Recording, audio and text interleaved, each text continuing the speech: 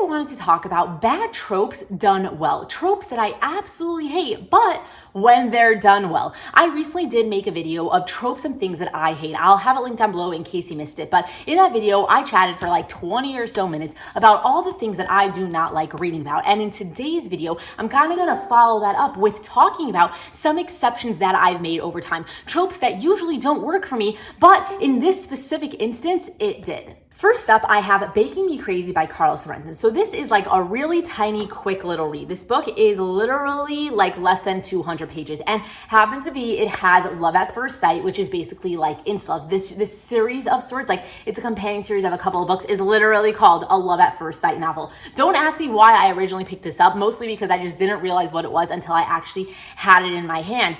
But basically, I decided to give it a shot anyway, and it actually ended up working out for me. So in this story, you're following this guy who falls in love with this girl like the second that he meets her. He has a thing in his family of like the guys in his family always like meet their one and just know that it's the one, and then they have to do whatever it is to like get them. The thing is that when he had met her, she was not interested in him. So he decided to just like take whatever he can get, which happens to have been the friend zone. So then follow up for the next couple of years, he's just like her best friend. He's secretly pining after her, but like, you know, she never reciprocated the feelings, and he was well aware that like she just did not see him that way. And that is when the beginning of the story starts, where it's basically like they've been best friends for a couple of years, and all of a sudden her thought process starts to change in the sense where she is now actually ready to date. The unfortunate incident though is that she's not really looking at to date him, she's just looking to date in general. So now he's like, look, I gotta take my chance while I've got it. Like I am now going to have to make her realize that I'm around and I'm available and I'm like the best option out there. So then he goes and basically chases after her. So the thing is that I love a guy falls first, and I love a he chases her sort of situation. So even though this book ended up starting off with like he fell in love with her right away, it kind of like counteracted that because they ended up becoming best friends anyway. So even though, yeah, he might have fallen in love with her right away, or he felt just like this connection to her right away, which usually that type of vibe doesn't work for me, just the instance of the fact that like she didn't feel the same way, she didn't even realize what was happening, and therefore they kind of just became best friends anyway, and then he had to go and chase after her so that she would realize him. Just the way all of it went down, it really did end up surprising me. And even though it definitely did have that like he has loved her since like day one sort of feeling, I really ended up enjoying this one. Next up, I've got Letters to Molly by Devanny Perry. So I have spoken about this book a couple of times on my channel recently because it was one of my favorite reads from 2022. So I apologize for like, you know, you keep seeing this one book. The thing is that I was extremely surprised by this book because not only is it a second chance romance, which is one of the top 3 things I try to avoid at all costs, but also it has cheating involved in it, which is another one of the top 3 things that I generally try to avoid at all costs.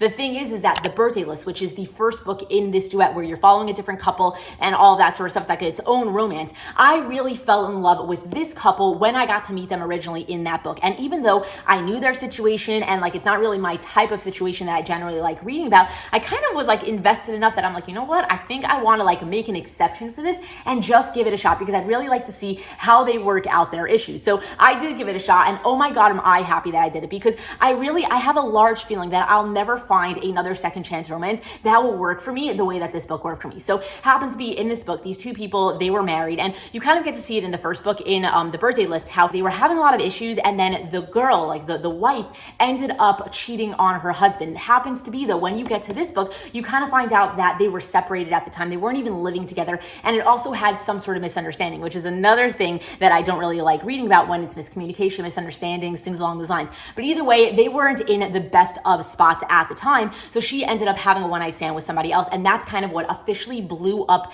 their relationship, and they ended up getting divorced. So in that book, you kind of get to see it all fresh and like happening in the moment sort of thing. Like she had just cheated, they just got divorced, they're trying to figure out how to like separate their lives of sorts. And in this book, it's a couple of years later, and now they're getting their second chance. So what I loved about this book was, first of all, just the way that we kind of got to see all of their issues and how they were coming together, why they were coming back together, and then also how they ended up going about fixing what went wrong the first time. Just the way the entire thing literally was laid out really worked for me. I kind of completely understood where both of them were coming from. I really felt for them right off the bat. Like I just connected to them right away. I really like understood their situation, and I was really rooting for both of them. So basically, I hate second chance romances. I even hate when cheating is involved whatsoever, but yet this book ended up making it onto my favorite list of 2022. So that really says something.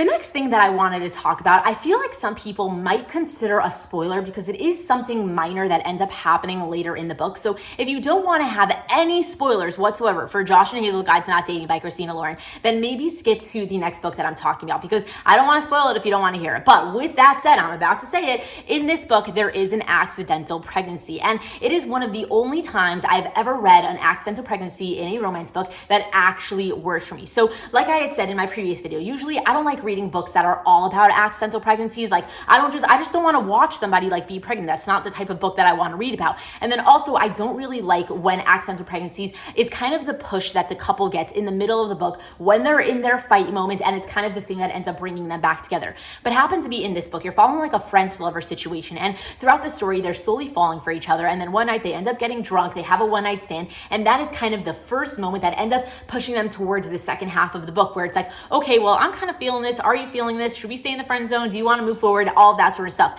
The thing is that she actually got pregnant from that one night stand that they originally had, and once he finds out about it, he's like, let's move forward, like let's keep going, like I really like you a lot more, like a lot more than a friend, like this is just a really good thing, there's no downside to this accidental pregnancy. And just the way that it had kind of happened in the book, I feel like they would have been down the same trajectory even without the accidental pregnancy. It was kind of just like a tiny little nudge that really got them to that next step a little bit quicker than they might have gotten there themselves. And that is why I really didn't mind it in this book, because I really think that the ending would have been the same exact ending, either if it was there or if it wasn't there. And it kind of was just that little extra push that helped them get there a little bit quicker. And therefore, it really didn't end up getting to me. And I think that it worked out very well for these characters specifically, for the book specifically. It really didn't end up bothering me. So even though I absolutely hate accidental pregnancies, this is one of the only times that I can think of that I actually wasn't bothered by it. Next, I wanted to talk about the Infernal Devices series by Cassandra Clare. So I'm holding up the first book, which is Clockwork Angel, but then it's Clockwork Prince, Clockwork Princess. It's a trilogy, YA, urban fantasy of sorts, very, very popular. I'll have a video linked down below in case you want to hear more about the Shadowhunters in general. But basically in this book, you do have a love triangle, and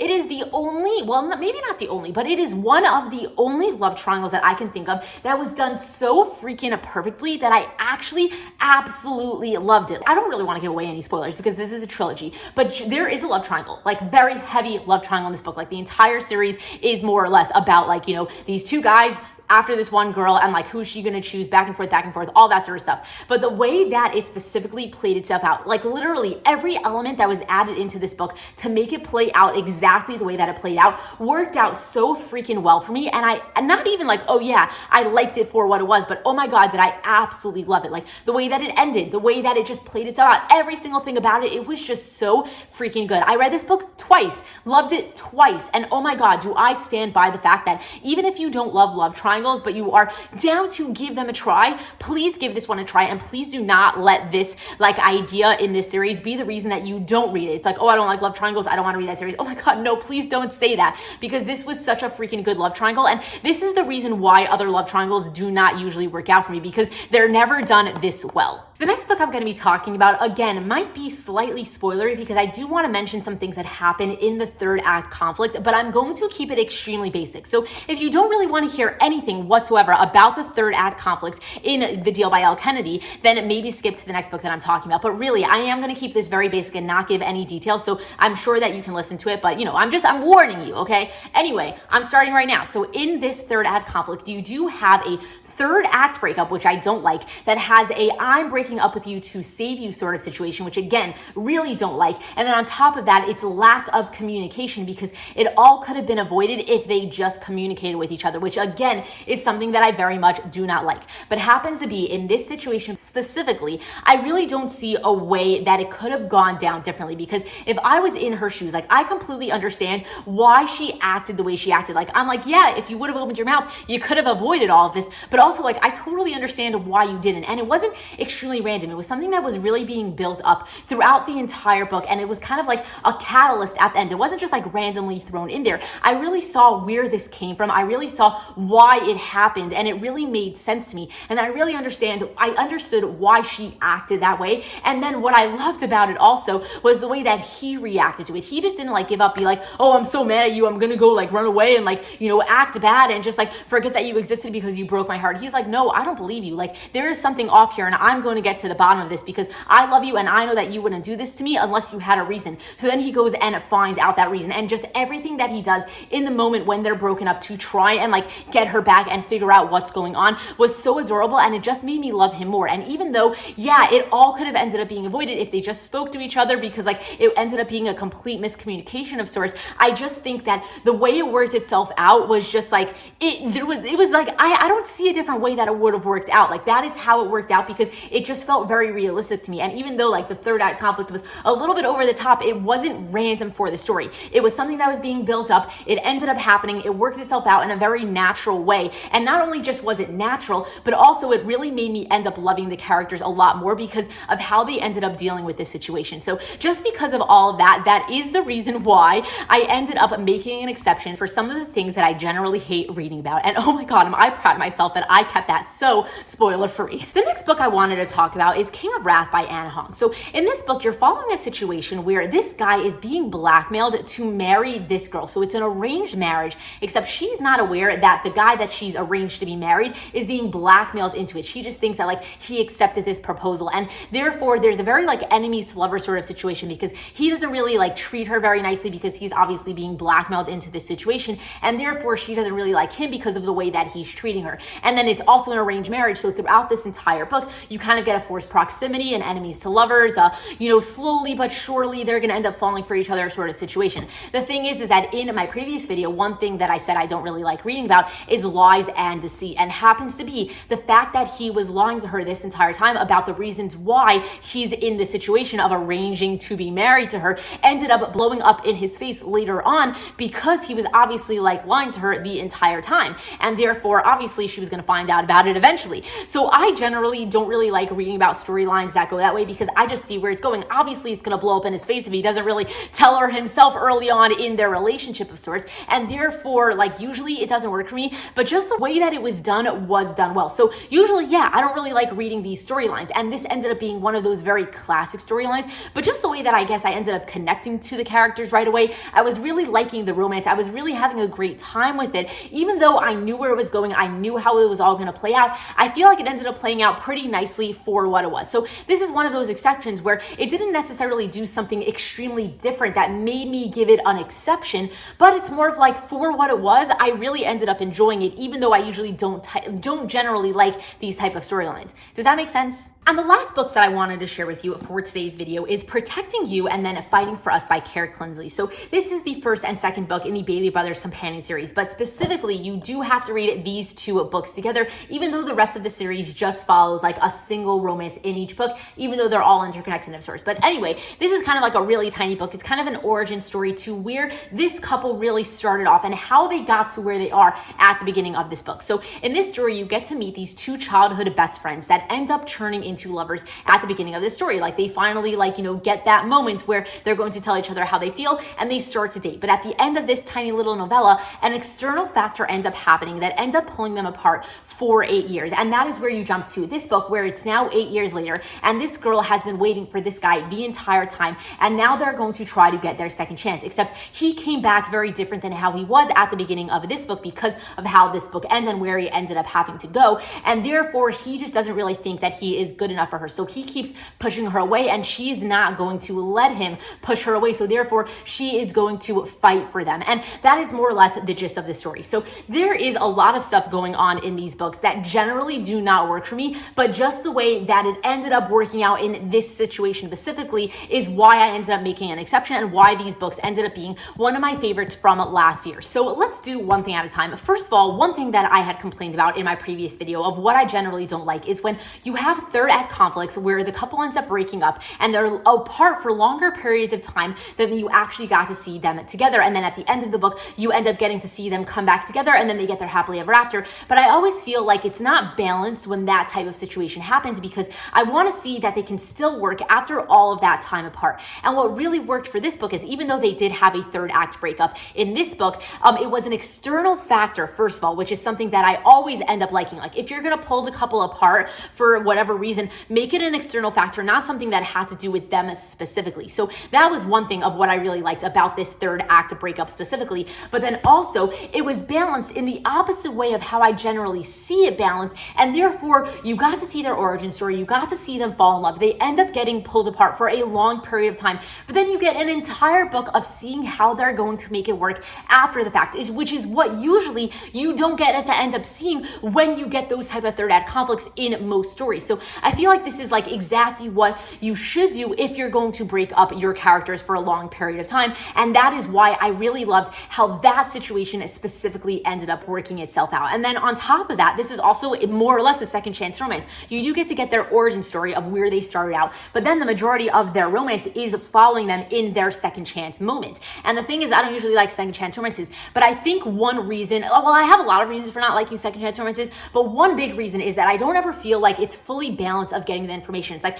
I kind of want to see like why you guys originally fell in love. I kind of want to see what went wrong. And then I also want to see you guys make it work and how you're going to actually make it work. And often when I read second chance romances, I feel like there's just something missing a little bit here or a little bit there. But it happens to be the way that this book ended up, playing itself out. I feel like I got everything that I wanted. I really, even though this is a tiny book, I really feel like I got to see where they started out. I got to see why they ended up having to like break up. And then I got to see them really work hard for it to make it work the second time around. And that is why I made an exception for the fact that even though I don't like second chance romances, I liked how this one played out, because just the way that it played itself out really was very different to me. And that is why it really ended up working out for me. And then the last thing that I wanted to mention for these books specifically is that I'm not usually a big fan of like when one of them pushes the other away because they don't think that they're deserving of each other. But the entire part 2 of this story was literally that, like, she was fighting for them because he kept pushing her away, being like, look, I am so much different than I was 8 years ago. Like, we can no longer be together because I no longer deserve you in my life, sort of thing. Like,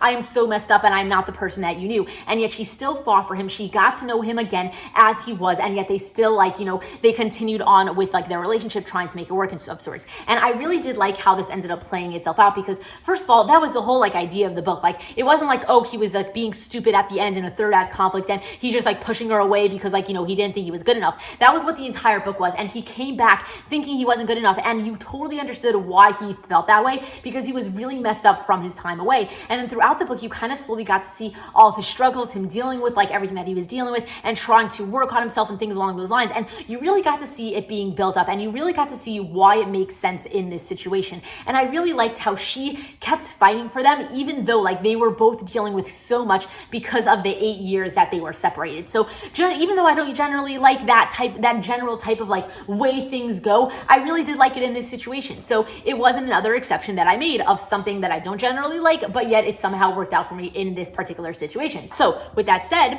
that is all I wanted to talk about for today's video. So if you have an exception that you've made in the past, like you generally don't like this specific trope, but you really liked it in this book, I would love to hear about it down in the comment section below, because I find it so interesting, because even if you generally don't like something, there's always an exception to be made, because it can always be done a little bit differently that would make you not hate it. So if you have any exceptions that you want to share, leave me a comment down below. And with that said, if you enjoyed watching my video, then please give it a thumbs up. Also, subscribe to my channel if you're not currently subscribed, because I would really appreciate it. But either way, I just appreciate you guys being here and watching my video. So thank you so much for that. But either way, with that said, until next time, enjoy reading.